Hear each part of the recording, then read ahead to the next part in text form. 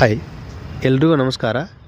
ಇದು U I the film review directed by real star super star Upendra. Direct ಆಗಿನೇ ಹೇಳಬೇಕು ಅಂತ ಹೇಳಿದ್ರೆ ಉಪೇಂದ್ರ ಅವರ ಇಂಟೆಲಿಜೆನ್ಸ್ಗೆ ಮ್ಯಾಚ್ ಆಗೋ ಥರ ರಿವ್ಯೂ ನಮ್ಮದೇನಿರಲ್ಲ. ನಂದೇ ಯಾಕೆ ಆಲ್ ಓವರ್ ಇಂಡಿಯಾದಲ್ಲಿ ರಿವ್ಯೂ ಮಾಡೋರು ಆ ಲೆವೆಲ್ಗಂತೂ ಮ್ಯಾಚ್ ಆಗಕ್ಕೆ ಸಾಧ್ಯನೇ ಇಲ್ಲ. ಏನಕ್ಕಂದರೆ ಇವ್ರದ್ದೇನು ಫಸ್ಟ್ ಫಿಲಮ್ ಅಲ್ವಾ, ಇವ್ರದ್ದು ಲೆಜೆಂಡರಿ ಗ್ರೇಟೆಸ್ಟ್ ಫಿಲ್ಮ್ನ ಆಲ್ರೆಡಿ ನೋಡ್ಕೊಂಡು ಬಂದಿದ್ದೀವಿ ನಾವು. ಸೊ ಅದೇ ಸರಣಿಯಲ್ಲಿ ಕೂಡ ಈ ಫಿಲಮ್ ಆಗಿರುತ್ತೆ. ಇವ್ರದ್ದೇನು one of the greatest super film ಅಂತೇನು ಇದಾವಲ್ಲ, ಆ ಲಿಸ್ಟಲ್ಲೇ ಬರುತ್ತೆ ಈ ಫಿಲಮ್ನು. ಆ್ಯಕ್ಚುಯಲ್ ಆಗಿ ಬೇರೆ ಫಿಲಮ್ಗೆ ಏನಂತ ಹೇಳ್ತೀವಿ, ಒನ್ ಟೈಮ್ ವಾಚಬಲ್ ಹಂಗೆಲ್ಲ ಹೇಳ್ತೀವಿ. ಬಟ್ ಇದಕ್ಕೆ ಈ ಥರ ಹೇಳೋಕ್ಕಾಗಲ್ಲ. ಇದು ಒನ್ ಟೈಮ್ ವಾಚಬಲ್ ಅಂತೂ ಅಲ್ವೇ ಅಲ್ಲ. ಸೊ ಒಂದ್ಸಲ ನೋಡಿದ್ರೆ ಅದು ಡೈರೆಕ್ಟಾಗಿ ಅರ್ಥ ಅಂತೂ ಆಗಲ್ಲ.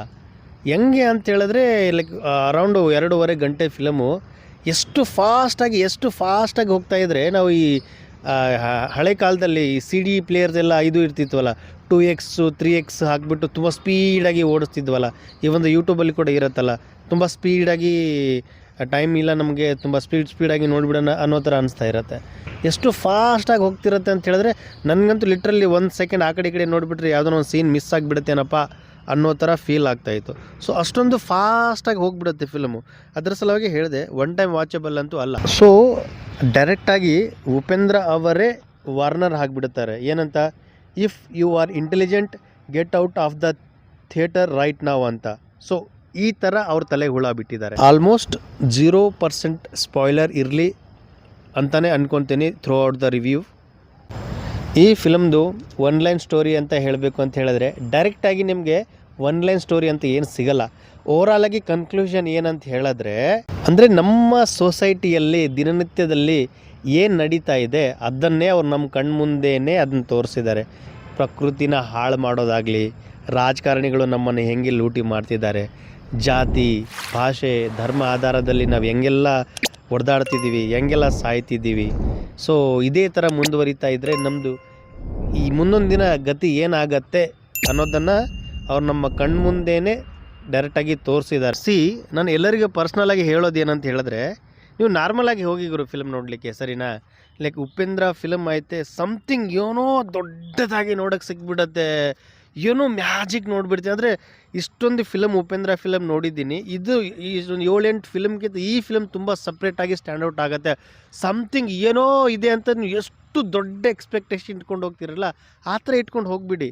ಆ ಥರ ಇಟ್ಕೊಂಡು ಹೋದರೆ ನಿಮಗೆ ತುಂಬ ಡಿಸಪಾಯಿಂಟ್ ಅನ್ನಲ್ಲ ಅಥವಾ ಏನನ್ನಲ್ಲ ಅಂತ ಡೈರೆಕ್ಟ್ಲಿ ಗೊತ್ತಿಲ್ಲ. ಬಟ್ ನೀವು ನಾರ್ಮಲಾಗಿ ಹೋಗಿ ನಾರ್ಮಲಾಗಿ ನೋಡ್ಕೊಂಬಂದರೆ ಇದು ಫಿಲಮ್ ತುಂಬ ಚೆನ್ನಾಗಿರುತ್ತೆ. ಸೊ ಇವಾಗ ಪ್ರತಿಯೊಂದನ್ನು ಡೀಟೇಲಾಗಿ ರಿವ್ಯೂ ಅಂತೂ ಮಾಡೋಕ್ಕಾಗಲ್ಲ. ಸೊ ಒಂದು 3-4-5 ಡೇಸ್ ಆಗಲಿ, ಅದಾದಮೇಲೆ ಆರಾಮಾಗಿ ಮಾಡಿದರೆ ಆಯಿತು. ಓವರಾಲ್ ಆಗಿ ಆರಾಮಾಗಿ ಹೋಗಿ ಆರಾಮಾಗಿ ನೋಡ್ಕೊಂಡು ಬಂದರೆ ಅರ್ಥ ಆಗುತ್ತೆ. ಸ್ಟಾರ್ಟಿಂಗಿಂದ ಹಿಡಿದು ಲಾಸ್ಟ್ವರೆಗೂ ಆರಾಮಾಗಿ ನೋಡಿ. ಆಮೇಲೆ ಸುಮ್ಮನೆ ಫಿಲಮ್ ನೋಡಿದ ಮೇಲೆ ತಲೆಗೆ ಹುಳ ಬಿಟ್ಬಿಟ್ರು, ಏನೂ ಅರ್ಥ ಆಗಿಲ್ಲ, ಈ ಕ್ಯಾರೆಕ್ಟರ್ ಏನಕ್ಕೆ ಹಾಗೆ, ಇದು ಏನಕ್ಕೆ ಹಾಗೆ ಅಂತ ನಿಮಗೆ ಕನ್ಫ್ಯೂಷನ್ ಆಗಬಾರ್ದು.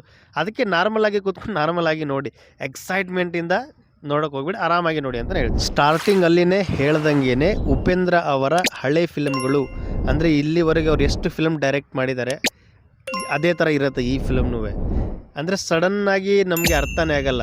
ಸಮ್ಟೈಮ್ ಏನಾಗುತ್ತೆ ಅಂದರೆ ಅವ್ರದ್ದು ಎಷ್ಟೋ ಫಿಲಮ್ಗಳು 2-3 ದಿನವರೆಗೂ ಜನರಿಗೆ ಅರ್ಥನೇ ಆಗಿಲ್ಲ. ಅದಾದಮೇಲೆ ಅದು ಫುಲ್ಲು ಜನ ಅದನ್ನು ನೋಡೋಕ್ಕೆ ಸ್ಟಾರ್ಟ್ ಮಾಡಿದ್ದು. ಸೊ ಮೇ ಬಿ ಇದಕ್ಕೂ ಇದೇ ಥರ ಆಗುತ್ತೆ ಅಂದ್ಕೊತೀನಿ.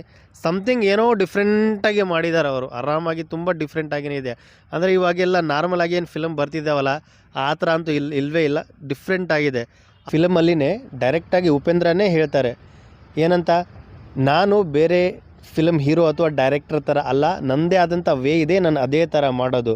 ನಾನು ಬೇಕಾದರೆ ಬೇರೆ ಡೈರೆಕ್ಟರ್ ಥರ ಮಚ್ಚು ಲಾಂಗು ಒಂದು ಐಟಮ್ ಸಾಂಗು ಅನ್ನೆಸೆಸರಿ ರೊಮ್ಯಾನ್ಸು ಈ ಥರ ಎಲ್ಲ ಆಗ್ಬೋದು. ಬಟ್ ನಾನೆಲ್ಲ ಆ ಥರ ಮಾಡೋಕ್ಕಾಗಲ್ಲ, ನನಗೆ ಇಷ್ಟನೇ ಇಲ್ಲ, ಇದೇ ನನ್ನ ವೇ, ನಾನು ಇದೇ ಥರ ಮಾಡೋದು ಅಂತ ಹೇಳ್ಬಿಟ್ಟು ಹೇಳ್ತಾರೆ. ಅದಕ್ಕೆ ಹೇಳೋದು ಉಪೇಂದ್ರ ಅವರ ಇಂಟೆಲಿಜೆನ್ಸ್ ನೆಕ್ಸ್ಟ್ ಲೆವೆಲ್ ಅಂತ ಹೇಳ್ಬಿಟ್ಟು. ಅಂದರೆ ಇವಾಗ ಜನ ಫಿಲಮ್ ನೋಡಿಬಿಟ್ಟು ಹೊರಗಡೆ ಬಂದಮೇಲೆ ಏನು ಗುರು ಇದು ಫಿಲಮ್ ವಿಚಿತ್ರವಾಗೈತೆ ಅಂದರೆ ಇವಾಗೆಲ್ಲ ಬರೋ ಫಿಲಮ್ ಥರನೇ ಇಲ್ಲ, ಈ ಫಿಲಮ್ ಅಂದರೆ ಹೆಂಗಿರಬೇಕು, ಮಜವಾಗಿರಬೇಕು, ಹಂಗಿರಬೇಕು, ಹಿಂಗಿರಬೇಕು, ಆ ಥರ ಇರಬೇಕಿತ್ತು, ಈ ಥರ ಇರಬೇಕಿತ್ತು ಅಂತ ಜನ ರಿವ್ಯೂ ಕೊಡ್ತಾರಲ್ಲ, ಆ ರಿವ್ಯೂ ಕೊಡೋಕ್ಕಿಂತ ಮೊದಲೇ ತಮ್ಮ ಫಿಲಮ್ ಬಗ್ಗೆ ಅವರೇ ಹೇಳ್ಕೊಂಬಿಟ್ಟಿದ್ದಾರೆ ಫಿಲಮಲ್ಲಿ. ಸೊ ಓವರಾಲ್ ಕನ್ಕ್ಲೂಷನ್ ಏನಂತ ಹೇಳಿದ್ರೆ, ನನ್ನ ರಿವ್ಯೂ ನೋಡಿ ಅಥವಾ ಇನ್ನೊಬ್ಬರು ಯಾರಾದರೂ ರಿವ್ಯೂ ನೋಡಿ ನೀವು ಫಿಲಮ್ ಹೋಗ್ತೀರಾ ಅಂತ ಹೇಳಿದ್ರೆ ನಿಮಗೆ ಸಮಥಿಂಗ್ ಲಾಸ್ ಅಂತಲೇ ಅನ್ಕೊತೀನಿ ನಾನು. ಏನಕ್ಕಂತ ಹೇಳಿದ್ರೆ ದ ವಿಜುವಲೈಸೇಷನ್, ದ ರೆಪ್ರೆಸೆಂಟೇಷನ್ ಅವ್ರು ಏನು ತೋರಿಸಿದಾರಲ್ಲ ಅದೆಲ್ಲ ಥಿಯೇಟ್ರಲ್ಲಿ ಅಷ್ಟೇ ಅನುಭವಿಸೋಕ್ಕಾಗೋದು. ಅದರ ಸಲುವಾಗಿ ನನ್ನ ರಿವ್ಯೂ ಮೇ ಬಿ ಚೆನ್ನಾಗಿಲ್ಲದೆ ಇರ್ಬೋದು, ಇನ್ನೊಬ್ಬರ ರಿವ್ಯೂ ಮೇ ಬಿ ಚೆನ್ನಾಗಿಲ್ಲದೆ ಇರ್ಬೋದು. ಬಟ್ ಓವರಾಲ್ ಆಗಿ ಫಿಲಮ್ ನೋಡಿ ನೀವು ಅದನ್ನು ಡಿಸೈಡ್ ಮಾಡಬೇಕು. ದಟ್ ಈಸ್ ವಾಟ್ ಎಕ್ಸಾಕ್ಟಾಗಿ ಹೇಳಬೇಕಂದ್ರೆ ನೀವು ನೋಡಿ ಫಿಲಮ್ನ ಡಿಸೈಡ್ ಮಾಡಿ. ಈ ಥರ ಫಿಲಮ್ಗಳು ಒನ್ಸ್ ಇನ್ ಅ ಲೈಫ್ ಅನ್ನೋ ಥರ ಬರ್ತಾ ಇರುತ್ತೆ, ತುಂಬ ಚೆನ್ನಾಗಿರತ್ತೆ. Go and watch. Thank you, bye. ಮತ್ತೆ ಭೇಟಿಯಾಗೋಣ. ನಮಸ್ಕಾರ.